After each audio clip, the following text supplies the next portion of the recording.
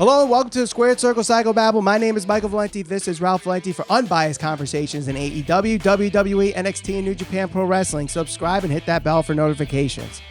So we are getting into the heat of the Wednesday Night War, AEW and NXT. And in the past month, in November, we saw NXT, beat AEW in the viewership. That happened last week. And then a couple weeks ago, we saw NXT come within 9,000 viewers of AEW. And the common thread for both those shows were that it was teased that main roster guys were going to be on NXT. Now, we saw the return of Finn Balor.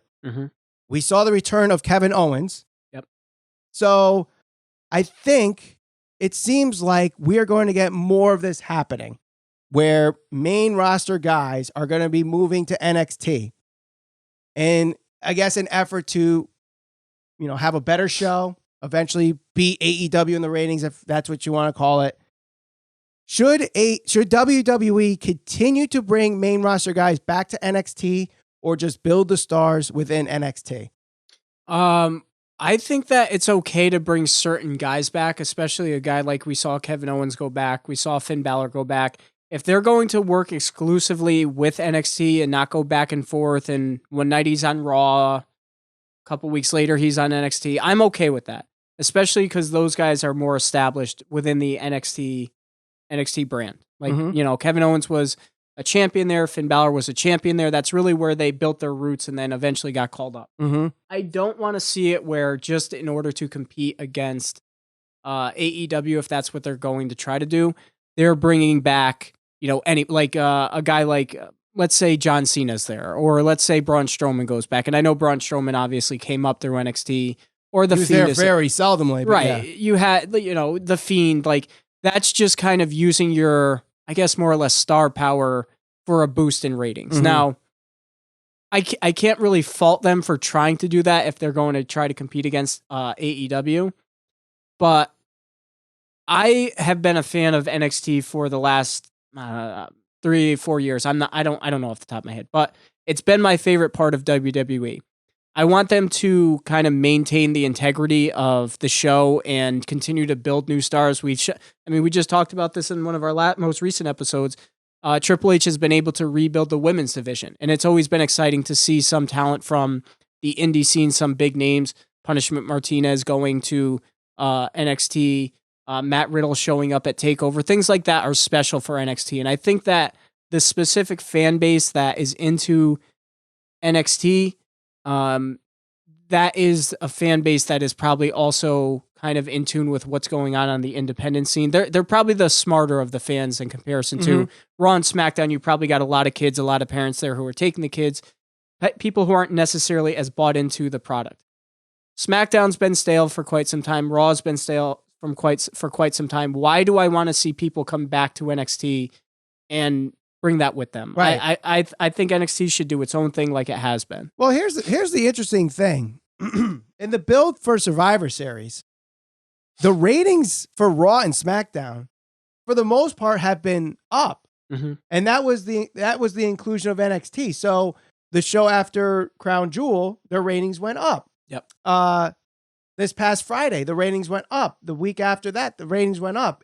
On a show where they were in England, where usually those ratings go down, they actually went up. So it seems to me like WWE fans and those that are watching the product are more invested in the NXT guys and not necessarily the guys that are on the main roster. Right. So bringing back main roster guys to NXT, and it's hard. I mean, we're just differentiating the two rosters because it's been conditioned to us to call them main roster and NXT. Yeah. But really now NXT is a third brand.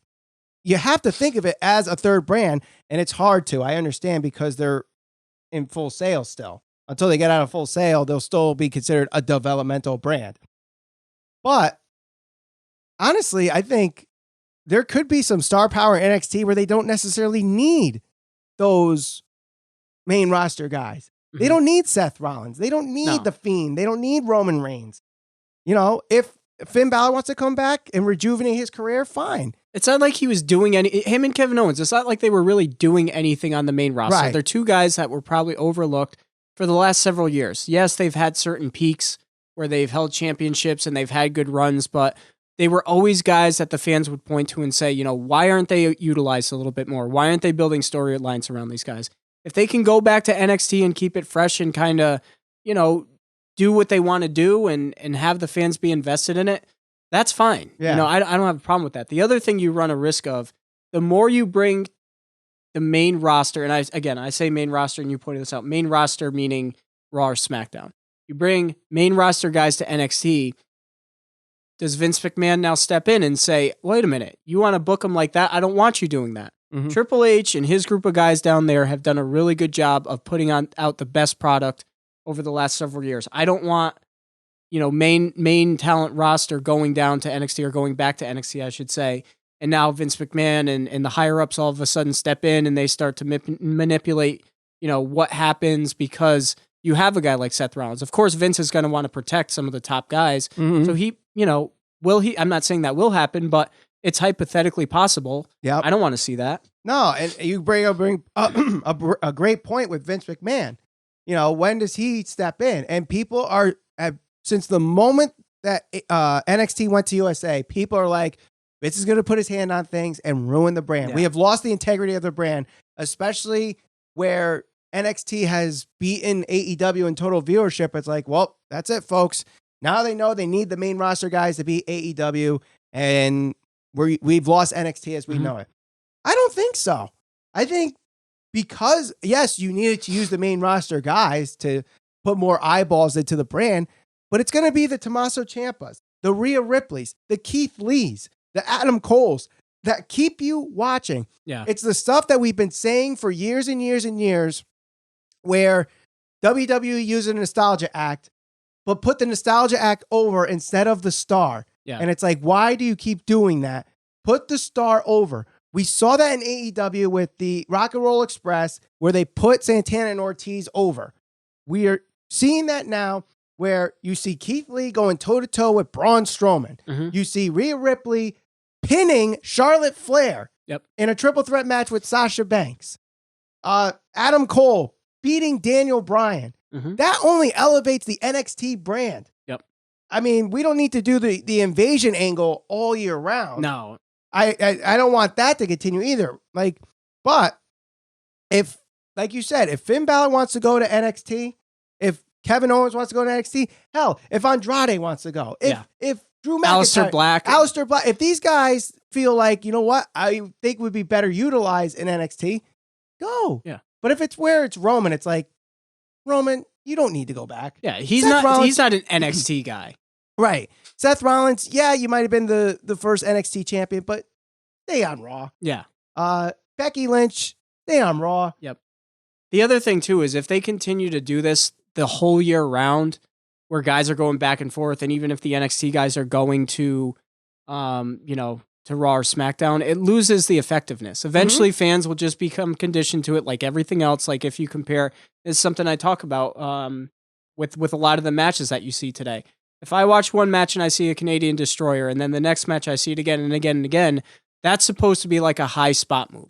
If you see it, or a high impact move, I should say, if you see it continuously, match after match after match, it's just as effective as a punch or a super kick. Yep. How many super kicks do you see nowadays in comparison to when Shawn Michaels was doing Sweet Chin Music? A lot more. So if they continue to do that week after week after week, fans will just tune out and not be as interested in it. So if they use it sparingly around Survivor Series time, hell, if you want to promote Royal Rumble, something like that, right? Cool, fine, do it. But I don't want to see Adam Cole on SmackDown or Raw every week. If you wanted to do an invasion angle to set something up, cool. If you want to do an open challenge for the U.S. title, a guy like, if Cena's champion or a high-profile guy like Seth Rollins or whoever, and Adam Cole comes out, or a high-level guy or a big star in NXT comes out to challenge for the belt, that elevates them.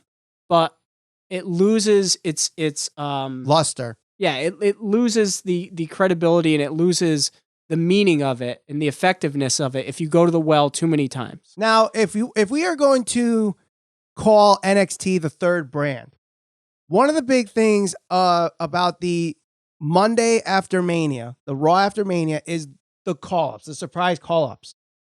If we consider NXT the third brand, do we lose that moment? And is it worth getting rid of that to help bring up NXT on the same level as those two brands? Well, I mean,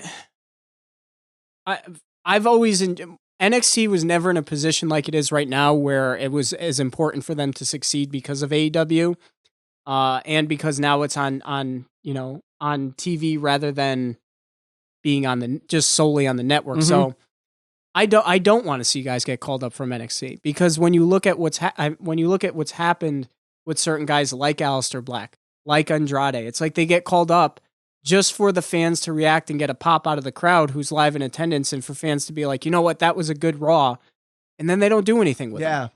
That's not good for the fans. That's not good for the wrestlers. That's not good for anybody. So, I know everybody likes the surprises after, WrestleMania, but why do that at the expense of depleting the NXT roster, Mm-hmm.